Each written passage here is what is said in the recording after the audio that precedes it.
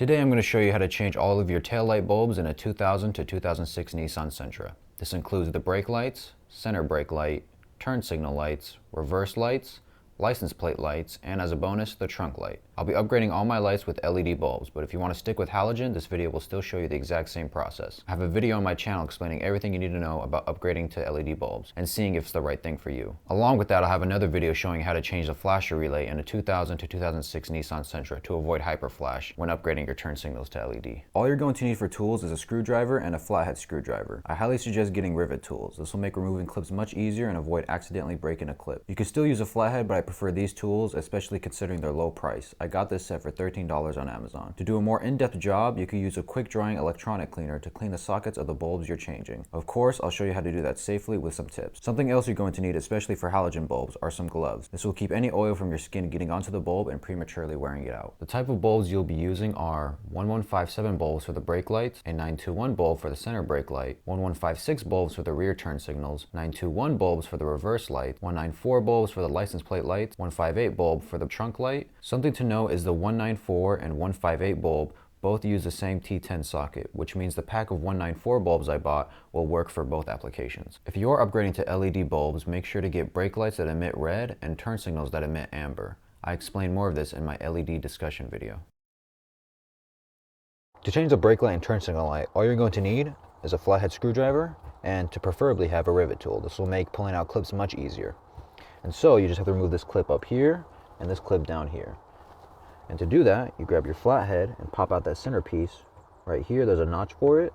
Pry that, and it'll pop right out. And then we'll use our rivet tool to angle underneath and just give it a little squeeze, and it'll pop right out. But if you don't have a rivet tool or don't feel like getting one, you can still do this without it. So just angle that into the notch, pry upward, the centerpiece will pop out, and then you could just pull with a little bit of force. Just like that, and it'll come right out. And now you have access to your bulbs by just pulling back this liner. And you can see that your brake light is right here, and your turn signal light is right there. And then you just turn this counterclockwise in the socket, and pull that out. See our halogen bulb right there? Just push down a little bit, and then pull upwards. You can see the notches right there. There's only one way it could go in. This isn't like a wedge socket type of bulb. And so we'll grab a replacement. Today I'll be upgrading to LED. And something to note with the 1157 bulb is there are specific nubs in specific positions. And so what can happen is you try to put it in and it won't go in. So you just need to flip it around and it'll go in just like that. Now you just bring it back to the socket like that, and then turn right and it'll lock in. And it's a very similar process to the turn signal bulb down here. Pull that out. And you can see with the halogen one, its film that it uses for the color is actually wearing off, so it makes the color much less vibrant. Just push that down and turn around, and it'll come right out. And I mentioned the color thing because with the LED, its color won't ever wear out because it doesn't use a film. It's straight in the diodes. And with this, the nubs are in equal positions, and so there's no way of putting this in backwards or anything like that, which is really nice. Push that down, turn to the right, and you're done. Bring it back to the socket, line it up like that, and then turn right, and it'll lock in. And you are done. Pull back this liner, pop that into place, grab your clips, put in the respective holes, and you'll see the centerpiece is still sticking out. You want to click that in, grab your clip right here, push this into its respective hole as well. You can see the centerpiece still out, so just pop that in, and you are done. Repeat the same steps you did for that side for this side, which just means removing these two clips here and then pulling back this liner right here. Removing these two sockets by pulling counterclockwise or turning counterclockwise, and then taking out the bulbs out of their sockets, replacing with a new bulb, putting it back in the housing assembly, turning it right, locking it in, pushing back this liner. Make sure to get that behind the weather stripping. But something to add was I accidentally broke the body clip up here by using just brute force, which is why I highly recommend the rivet tool. But you could buy a replacement kit on Amazon of body clips. And surprisingly, out of all these, this one was able to fit my car. So you just take this, line it up with the hole, and then push this clip in, just like that. and it works almost as good as the OE clip. The most simple lights to change are the reverse lights, and these benefit greatly from upgrading to LED. And all you have to do is pop your trunk, and then you'll see the socket is right here. And all you have to do is turn this counterclockwise, pull this out, and you have your bulb. You just need to pull this out and install your replacement. It could be either the LED upgrade or a halogen. Either works fine. Line that up with that, put it in, make sure it's snug. Try not to press down on the diodes with your fingers, as that might damage it. And this one's especially long, so you kind of have to angle it so it could go into the assembly, and line up these notches with the cutouts inside the socket assembly. Push that in and then turn clockwise. It'll lock right in. Perfect. And then repeat the same steps for this side as well. Just turn this, pull out, and I already upgraded to LED, and all you have to do is pull out the socket or pull out the bulb and put in your new bulb, return it to the assembly, and turn clockwise, and your job is done. To change both of the license plate bulbs, all you're going to need is a screwdriver and preferably have a flathead. And so first we're going to pop the trunk, and you'll see that both of the bulbs are held in by 2 screws. And so we first need to unscrew these 2 screws right here. I already did this side, so we'll just be working on this side right here. Line your screwdriver and then crack that loose, and then do the same for the other side.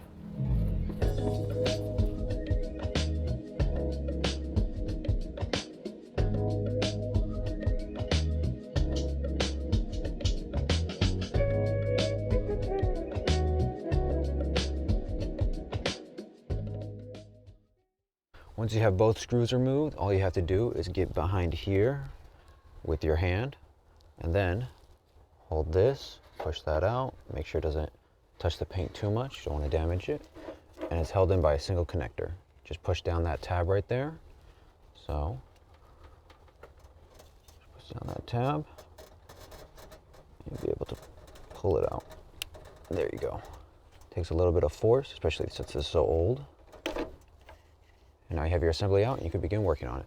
Now that you have the assembly out of the car, all you have to do is remove it from these held-in clips. So you get your flathead, and then pry against it right here, right there. Try to pull that out slightly. Pry against this. Now see, it just popped back into place. See, that's pulled out now. We're going to do the same with this side. There you go. Now it's out of the assembly, just like that. And you'll see your bulb is right there. So you're just going to take this one out. Just wiggle that back and forth out of there. It's been a while since it was changed. Then you grab your new one and then put it back in. Of course, I'm upgrading to LED, so the sizing is just a bit different, but these ones are surprisingly flush. Look at that. Has more than enough space to accommodate it in here. But as you can see, it's been a while since it's been changed out or anything like that, and so it's very dirty. I think there's a dead fly in here. And what we're going to do is use an interior detail cleaner. You could use soapy water, but I'm just going to use the interior detail cleaner and a microfiber towel. All right, I just smacked out all the debris inside, and now I'm going to spray the outside right here with the interior detail cleaner. And I'm just going to scrub that back and forth. And look at that, it's looking much clearer already. I want to do the same to the other side.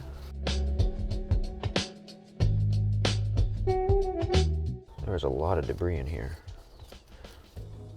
This was extremely cloudy. I'll even put up some still frames on the video for you guys to see the difference between this one and the one on the side, because you can see that one was clean, but this one wasn't.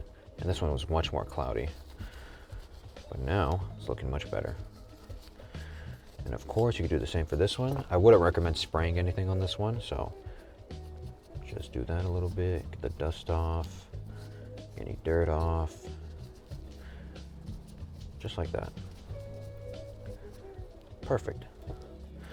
And then just line this up with the assembly. I would insert this like that. and then pop that in.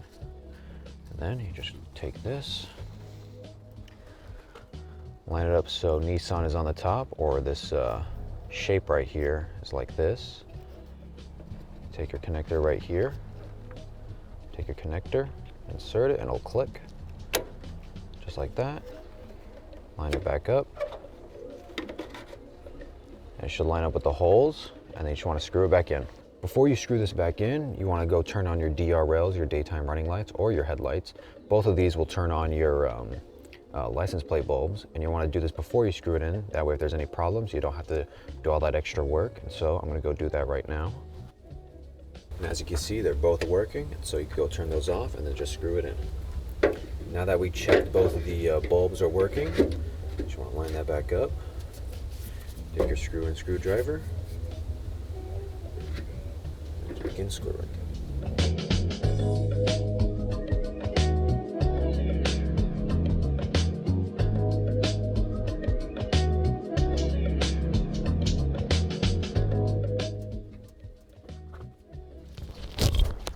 Now your work is done. To change a center brake light bulb, you don't need any tools, but you need to be inside the cabin to get access to it. And so, you just push down right here, and this bottom clip will come out, and there's 3 notches in the back that you just have to slide it out of, and then pull up, and it'll come out. Now the only thing holding it down is the socket itself right there. And to remove it, you just turn it counterclockwise, just like that, and you pull it out. Now you can move this to the side, and you'll see you have your bulb there. Just pull this one out, and then replace it with your new one. And you want to make sure you get an LED bulb that is very close to the original in size, because this housing doesn't have too much space to accommodate it. So you want to be careful with that, because I bought one and it didn't end up fitting. So just push that in. This one's really stiff. Don't put too much force, you might break this. Now you have your new bulb inside. Then you're going to go to your driver's seat and press on the brake pedal to make sure this works before you put it back into the assembly. And once you do that and it's all working, you can put it right back in.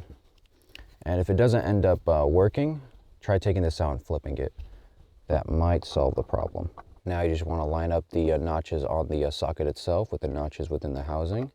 It'll pop in like that, and then you turn right to lock it into place. Then you see you have your 3 clips right here, cutouts right there. And you want to line that all up, just like that, and you are done. To test your turn signal bulbs, all you have to do is, of course, engage your hazard lights, walk outside and make sure the bulbs are turning on. And to check your reverse lights without a helper, what you first do is set your parking brake, grab your key, and then turn your car on, which is just that. And then you put it into reverse. And then you walk outside and make sure your reverse lights are working. Once you're done, put it back into park, let go off the brake, and turn your car off. To test your brake lights without a helper, all you're going to need is a long solid object, and then to pull your seat forward, push this down, and then push it up against your seat. I would recommend this wood plank, as this is kind of damaging the fabric. You just go to the back and check your brake lights. As a bonus, we'll also be changing out the trunk light right here. All you have to do is pull back this clip, and this lens cover will just pop right out. Take the bulb and pull it out. And today, of course, I'll be upgrading with an LED replacement. So you're just going to want to line that up with the socket, and then insert it, just like that. And if it doesn't light up the first time, just take it out and flip it around. Put in the lens cover. First, you're going to pop the hood by pulling this lever that's towards the bottom left of the driver's seat. By just doing that. You're going to pull this lever right here to the side and then pull upward on the hood. You're going to grab your hood arm, then put it into its respective hole right here. And now your hood is supported. Now you're going to disconnect your negative terminal from the battery. That way there's no electricity running through the sockets in the car. That way it avoids any risk of shorting out the circuits or anything like that. And for this specific battery terminal, it requires a 13 mil wrench to take off this nut, but for your car, if you're still using the OEM connection, it might just be a 10 mil. So you're just going to grab this and turn it counterclockwise, just like that. It'll crack loose, Now that you have the nut loose, you could just pull the ground off. And what I like to do is wrap a shop towel around it to make sure it doesn't make contact with any metal on the body and ground out. Though you could just leave it off to the side. It's unlikely to do that either, but this is just a nice preventative measure right here. Once you have the battery disconnected, which will leave no electricity running through your car, it'll be safe to start cleaning out the sockets with the quick drying electronic cleaner. And so today I'll just be doing it on the brake light socket here for demonstration. And you want to make sure you take the bulb out before you do any kind of spray work or cleaning. Put that to the side. And what I like to do is wrap a shop towel around the socket itself. That way when I start spraying the electronic cleaner, it doesn't get everywhere and make a mess. So I'll just wrap that around there. Take your time with this. And now you have your socket fully wrapped. Angle it downward. Grab your cleaner. Give that a good shake. And then you're just going to want to spray inside. And then angle down so any dirt and debris just comes out with the cleaner itself. Give that a couple seconds. Shake this up. Spray again. Angle down. And if it's especially dirty, you're going to grab the towel here and start lightly scrubbing the inside of the socket like that. Make sure you use a lint-free towel. That way it doesn't leave any lint and debris and other things and cause you more problems.